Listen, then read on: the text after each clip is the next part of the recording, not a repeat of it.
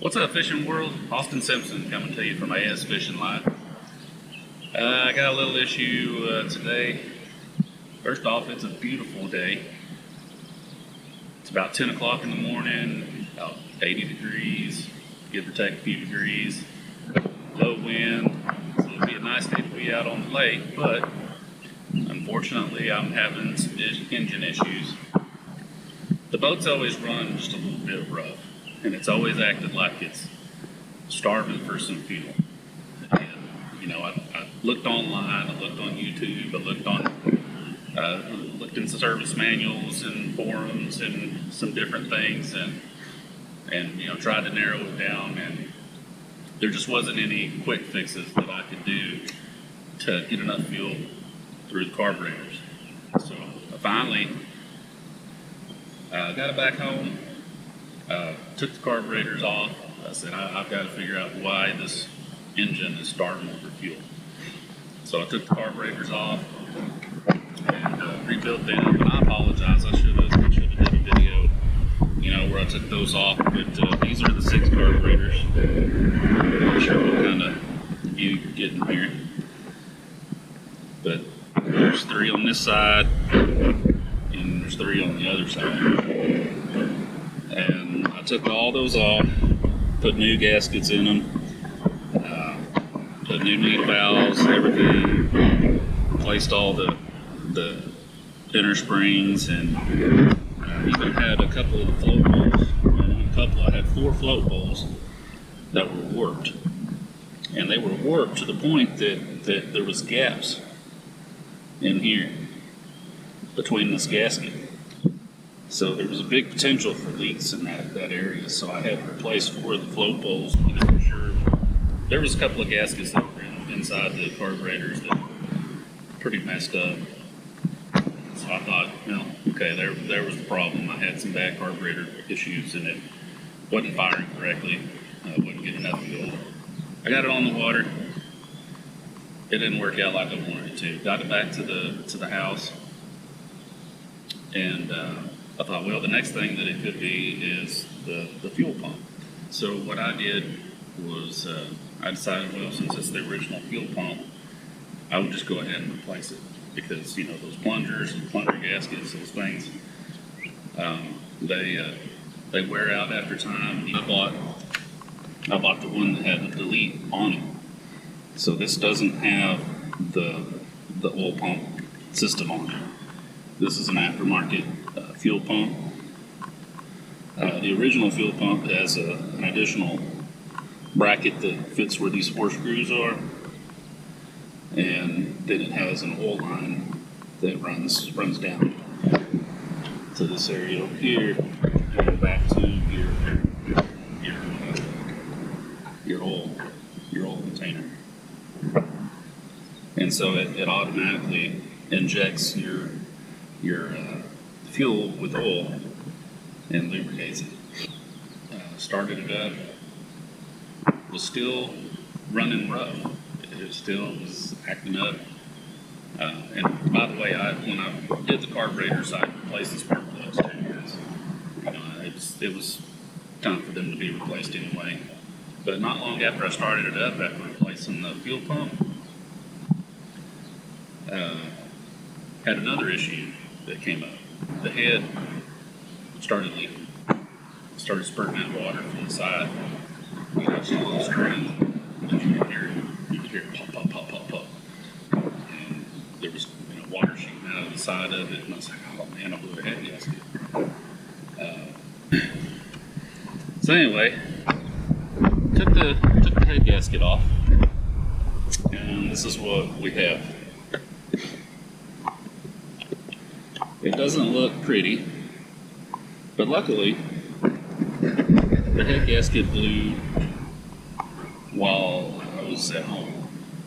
If it blew while I was out on the water, I could have some pretty catastrophic things go wrong with it. The biggest thing you got to worry about is scarring of the cylinders. If you scar these cylinders, man, you just add several $100s to the cost of repairing the boat, because you're gonna have to cylinder heads. You have to get these honed and bored out. And, you know, so now you have to replace the rings, the piston rods, cylinder head, you know, everything. Everything has to be replaced. It's a total rebuild at that point.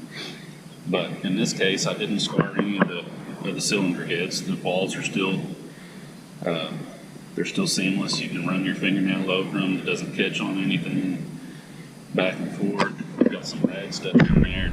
Try to keep some of the dirt and dust and stuff out because I do live out in the country. This is where the thermostat goes. And I think what happened was the thermostat stuck. I think it stuck closed, and that's what caused the overheating. If you look around this area right here, well, let me show you the rings first. Okay, on 150 94 model, it doesn't have an actual head gasket. What it does is these rings go around the cylinders, and you can tell that they were pretty ate up. I mean, look at that.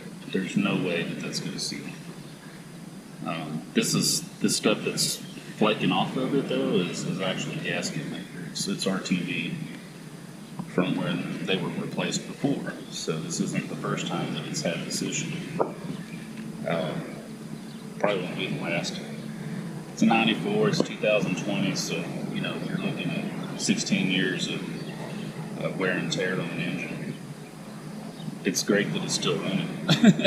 Just being honest. But you know, if you take care of the boat motor, it'll really run forever. This is the only ring that was still intact, and it was the bottom one. This was the top ring, that was the middle ring. But you know, these rings, they fit in this groove like so. If you look real close, you can see the discoloration. Okay, that's where air and water and gases were escaping. You can also see down here, there's a spot here, and there's a spot there. Bottom one didn't really have any, but where it was spewing out was right here. And that's where the water was shooting out the side. Okay, so I wanted to show you the head that goes on there. It's above the cylinders. Of course, this is the smooth side, and what I've done is I've already somewhat polished it up. Got all the old gasket off of it. It was pretty nasty, pretty caked on.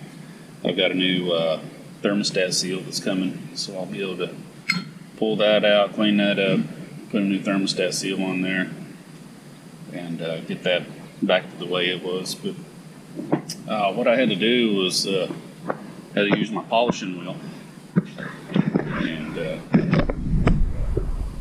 I just cranked that up and put it on there lightly, just to get all the old gasket stuff off of there, because you want it to be a nice, clean, smooth surface whenever you put it back on, or else your seals aren't going to stick the way you want them to. And also did the same thing with the bolts, and just polish those up a little bit, get all any sealant or corrosion stuff off of them.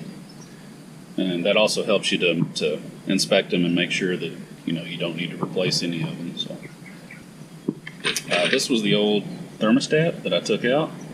As you can see, it's pretty wore, and it was probably way past due for being replaced. And I'm 99% positive that was the cause of the blown head gasket, is the thermostat not being any good anymore. If it gets stuck open, you're lucky, because your engine will just run cool. If it gets stuck closed, then you're in trouble, because that water's going to heat up and it's not going to flow right. Then you end up with mechanical failure. So everything else in it looked okay. I'm hoping that heat sensor is still good. because that's $100 that I just don't want to have to spend. There's the spark plugs that came out of those 3 cylinders. They don't look too bad. There's obviously some oil on some of them, but I'll clean those back up, or I'll clean those up before I put them back on, and hopefully everything works good. But I just wanted to show you the cylinder head and what I'm doing on the other part that this connects onto, where my actual cylinders are, the block. I'm going to take a wire wheel and I'll use a wire wheel and a drill, and I'll use it to clean off all the old gasket maker and stuff that's on it already, and then I'll do a video on that one so I can see what I'm doing, my process anyway. All right.